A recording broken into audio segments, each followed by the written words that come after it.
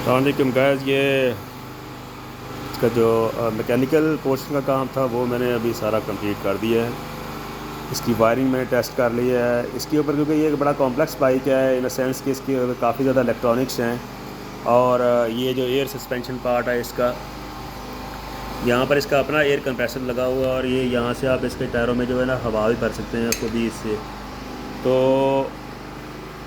ये इसके मैंने रियर बॉक्स सारे इसको मैंने नंगा कर दिया बिल्कुल, अभी कपड़े सारे उतार दिए हैं इसके, to see what all things are there.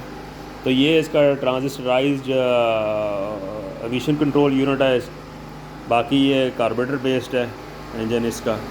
और 3 सिलेंडर इस साइड पर, 3 सिलेंडर उस साइड पर हैं इसके। और ये बॉक्सर इंजन है इसका, 2 रेडिएटर्स लगे हुए हैं। फ्रंट जो है ये इसका, ये वाली जो एक साइड का कैलिपर जो है ये फ्रंट पे चलता है, और जो पीछे वाला कैलिपर है वो, और जो रियर है ये इसके ऊपर है।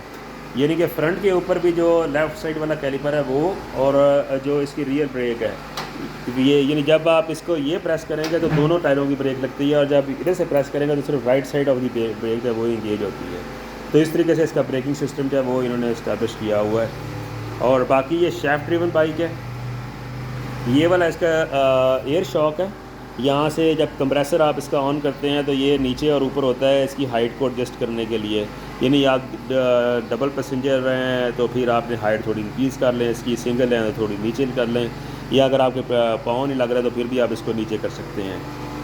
तो रियर टायर जो इसका ब्रिजस्टोन का 160/17 इंच रिम के साथ है। फ्रंट जो है वो 18 इंच है, 130 का टायर है। और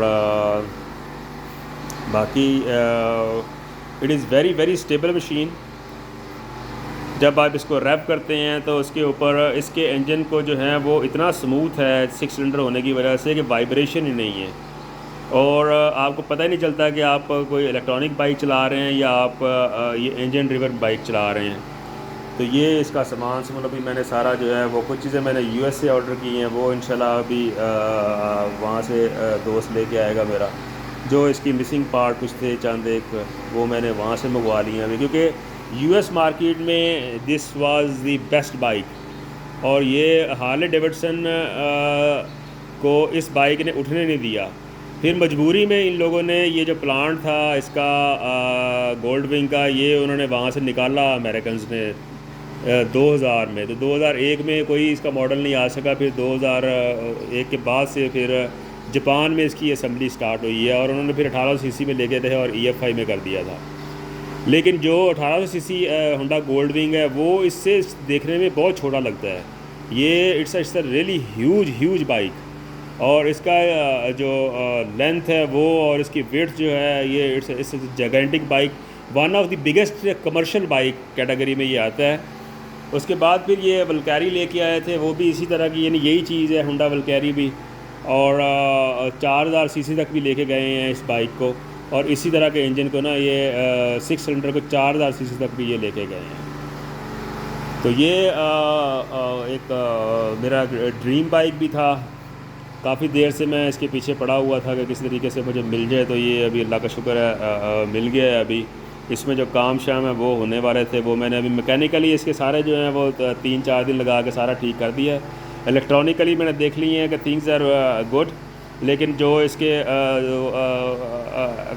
फंक्शंस हैं वो अभी मैंने टेस्ट करने हैं। जिस तरह ये देखें, यहाँ से आप इसके जो रेडियो के सारे कंट्रोल्स हैं, टेप जो है इसमें टेप रिकॉर्डर है, जो पुरानी टेप मैग्नेटिक टेप होती थी वो है। तो इससे आप उसके जो हैं वो वॉल्यूम अप डाउन कर सकते हैं। ये उन्होंने क्रूज़ कंट्रोल दिया हुआ है इसका, इससे आप ऊपर करेंगे तो ये एक्सेलरेट करेगा, नीचे करेंगे तो ये डिसलेरेट करेगा।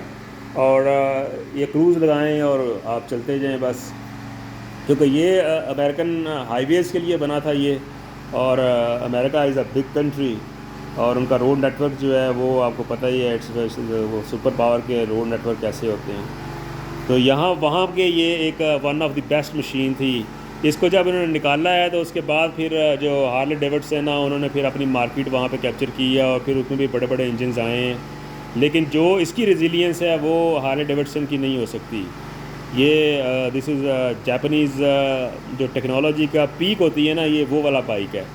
और इसलिए इसमें आप इतना फिनेस नज़र आता है कि बंदा हैरान होता है इसकी खूबसूरती को देख के। ये उस दौर के बाइक से 90s में कि जब बाइक के इंजन जो एक्सपोज हुआ करते थे और इंजन्स के ऊपर जो है वो इतनी खूबसूरतियाँ होती थी, यानी इतना क्रोम उन्होंने लगाया होता है कि आप हर चीज़ जो उसकी बाइक की है ना वो इट्सल्फ एक आर्ट नज़र आता था उसमें। तो ये वो बाइक्स हैं, अब आप 70s 80s और 90s के बाइक उठाएंगे तो आपको एक आर्ट नज़र आएगा। उसके बाद से फिर जो चीज़ें हैं वो डेफिनेटली वो बड़ी चीज़ें चेंज हो गई उसमें, वो फिर डेफिनेटली जो आर्ट वाला एलिमेंट है वो इतना ज़्यादा नहीं रहा। वो बहुत ज़्यादा चीज़ें कमर्शियल हो गई और पॉपुलेशन बहुत ज़्यादा दुनिया की हो गई, तो उनकी कंजप्शन बहुत ज़्यादा हो गई। इस वजह से उन्होंने ये चीज़ें जो है ना, क्योंकि it they take lot of time. अब इसके अंदर को मेरा ख्याल है इतने कनेक्टर्स हैं, इतना कुछ वायरिंग इसकी कॉम्प्लेक्स है, तो लोगों ने फिर इसके ऊपर डेफिनेटली जो बंदा कर रहा है मशीन को या बंदा कर रहा है उसका टाइम लगता है इनके ऊपर, तो वो टाइम को कम करने के लिए ये सारी गेम थी।